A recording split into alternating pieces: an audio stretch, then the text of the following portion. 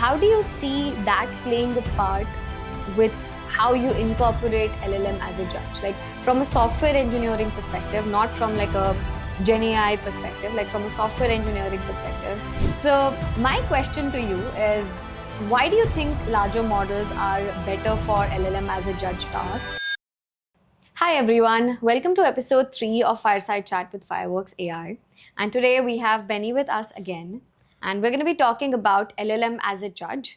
We will be talking about the scenarios when you use it, some of the best practices, and how do you deploy this in agentic AI systems. And we're going to be also chatting about how do you really curate these LLM as a judge models. Sounds good. Maybe we can start with like what are the scenarios where people should use LLM-as-a-Judge versus let's say like a existing evaluation suite with like Python code and ground truth.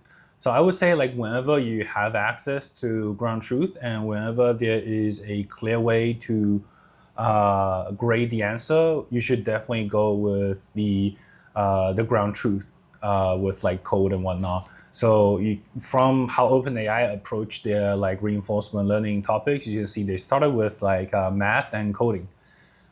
Those two are very clear fields where you can get a very precise answer. And like specifically, it was also answers that is very easy to verify, but very difficult for the model to generate correctly, right? So let me be more specific. Like in the earlier case, it was like GSM-8K, right? Where you're looking for a like a few digit answer at the end, and the model has to get that number correct. And you can see early on, it was like process reward modeling and whatnot. It turns out like just checking the answer, whether the model got it right or not, was the more powerful tool. And then for coding, it was also execution, right? It was like whether you got the final executed answer correct. So then it turns out like competitive coding, where you upload your code and then like make sure you get those numbers are easier than front-end JavaScript React 18. So I'm saying like AGI gets to competitive coding faster than it will get to CSS and Z-index correctly, because those are just easier to verify. And then you can also see like the benchmarks. They're like AMI, right? Like AMI at the end is like a 3-digit number you have to get right. So those things are very hard for the model to get right, but very easy for you to verify. So those are the things that's straightforward for you to set up suites for. Makes sense. What's a little bit murky is, for example, like multiple choice, where the model just have to produce A, B, C, D. And then so if the model is able to guess 25% of the time correctly, it's not a easy task for things to, for us to set up a suite. You have to like modify the suite a little bit to make it force to generate the right answer instead of just doing A, B, C, D. But anyways, what gets more difficult is for things like creative writing, or for things that's like customer support, that's like doing 2 calls, but also speaking with customers at the same time. Those are very, very hard to verify correctly. Like we have certain benchmark that does it. But at the end of the day, like in the new scenario where you just deploy this thing, like how do you make sure it's doing its job? Like you will use language models judge. You will learn on the go where it's making mistakes, where it's doing great, and then add those to our evaluation suites to make sure that they will continue to do great. And when you're doing that, then you transform your evaluation suites into something that is more deterministic than language models as a judge. That makes sense. Now, one of the issues that we have often seen with large language models is the non-determinism part, right? We have always found it challenging, especially in things like creative writing or producing like large corpuses of text. It's very hard to make it perform the same way multiple times. Now, on the contrary, when you say that we're going to be using LLM as a judge, somewhere the same behavior is propagating to the judge model as well. So when you're using it as a pair, when you're using it as an actor critique, where one model is producing something and the other model is judging, what are some of the issues that can come up in that scenario? And what would you recommend is a solid mitigation strategy that's more deterministic around this behavior? So I would say 2 things. One is when you run language models as a judge, if you can run multiple times to make sure there's like some consensus around the answer. And the other thing is just make sure you set up the task in the way that is easier for the language model as a judge to do, so it's not as confused about what it should be grading on. So one thing that people talked about a lot early on, I think it's like Jason Wei when he was still in OpenAI, he was talking about the verifier generator gap, where it is easier for even as a human to like verify something is correct or not in certain cases than it is to generate something.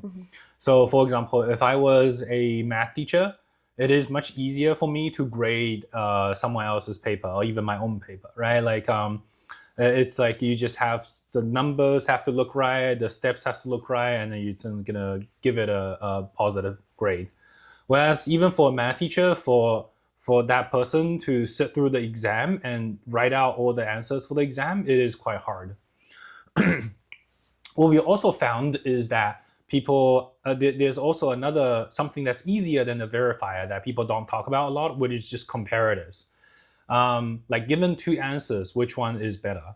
And that's where a lot of automated benchmarks are set up. That's where we also see a lot of success with Fireworks customers, where it is just easier to give it to language models judge and just ask it like, which one do you like better? Of course, like if you're not careful, a lot of like default rubrics have certain biases that will, for example, like length is like a very common bias for both language model judge and human. Like it just prefers long answers, right? But it's still easier for you to just ask language model judge and just ask it like, given these two answers, which ones do you think is better? Then it is to come up with a set of rubrics and try to get language model judge to say, hey, like given this prompt, like when it does X, Y, and Z, give it like 2 points. When it does like the other thing, give it 3 points. It is very hard for language model judge to like correctly decipher the prompts, reason through your instructions, and give it a grade. It's much easier for you to just ask it like, here are the criteria where things are better, where things are worse. By the way, here's the prompt, here's like 2 answers, like which one do you prefer? So we also like encourage our customer just focus on setting up good comparators. And then once you have the comparator set up properly, you understand your workload, now you set up those graders. And then when you have the graders running well, like you understand a little bit more of your workload, then you can set up evaluation suites that is more deterministic. So when we are typically using a large language model to generate something, and at the end of it, we have a checklist as a checkpoint to verify if the response is right or not. And in case there is a prompt ingestion, that checkpoint is helpful because it verifies if the LLM responded in the right manner, is it saying something which it should not, and having that very strict checkpoint at the end of the model output is helpful in order to make sure that something vulnerable doesn't go out. But when you're using LLM as a judge, sure, it's a more smarter solution, a more flexible solution compared to a checklist. But do you think that also opens up new issues? It certainly opens up new issues. Like all the research people have been doing for biases on language models of judge will come into your system, and then it will affect your system. So whenever you have evaluation suites, you should definitely use evaluation suites.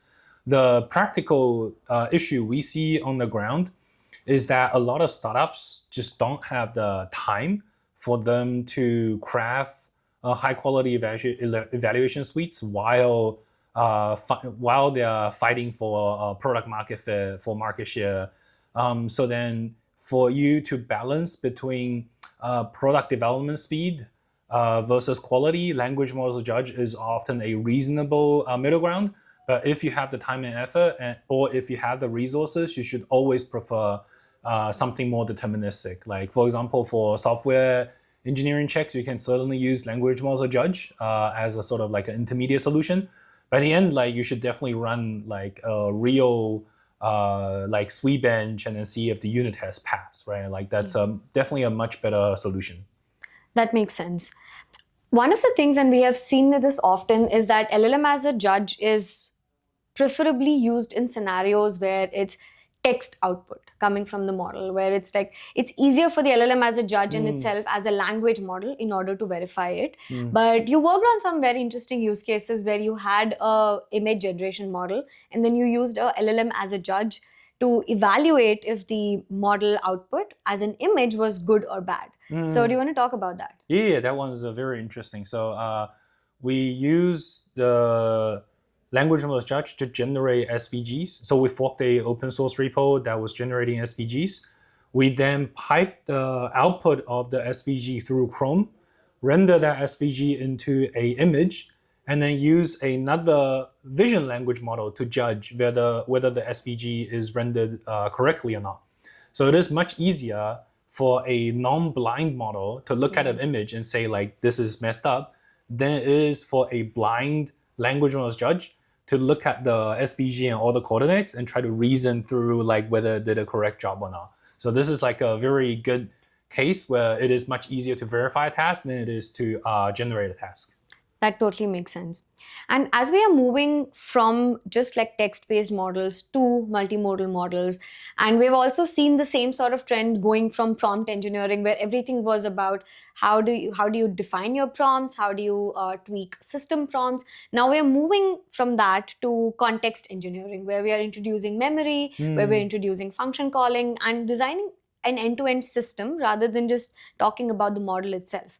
So how do you see that playing a part with how you incorporate LLM as a judge? Like from a software engineering perspective, not from like a Gen AI perspective, like from a software engineering perspective, what are the best practices and recommendations that you have which ties context engineering to software engineering best practices, and how LLM as a judge is used in that pipeline?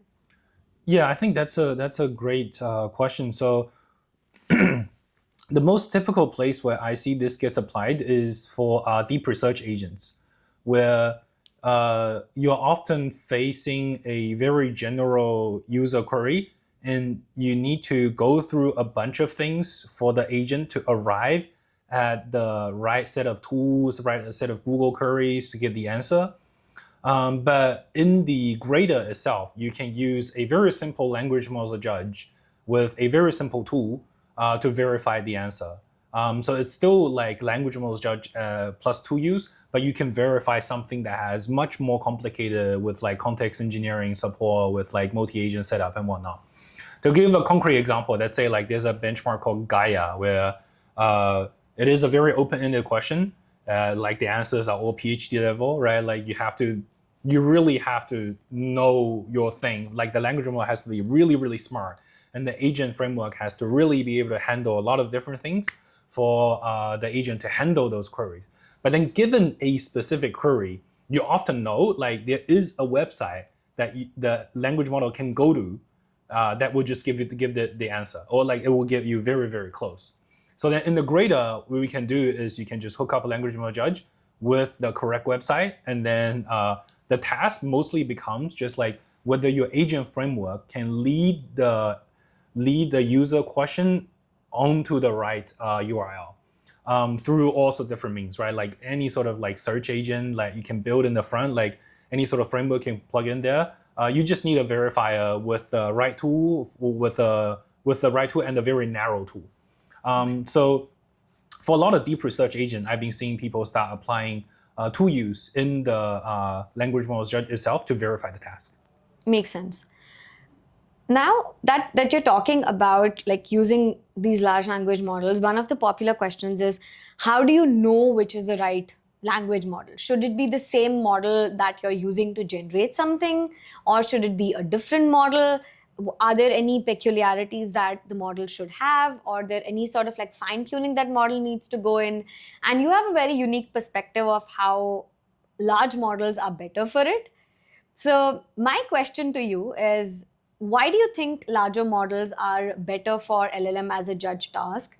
And why can we not use the same approach or similar approach that we do with other larger models, where we distill the model, where we create a smaller fine-tuned model and use that as a most cost-effective way, rather than using, say, like a 300 billion parameter model?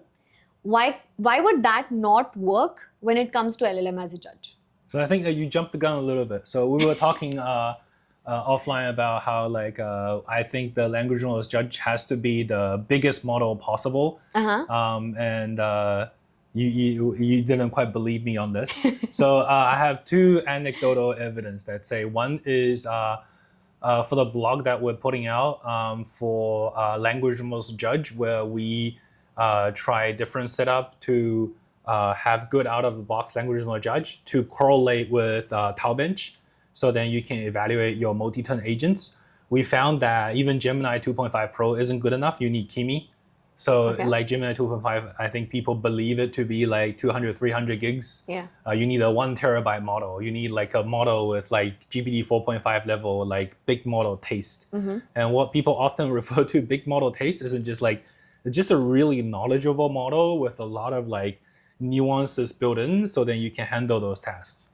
And in the cases where people fine-tune certain language models to judge the output, I think in those cases, you often already are judging on a narrower domain already.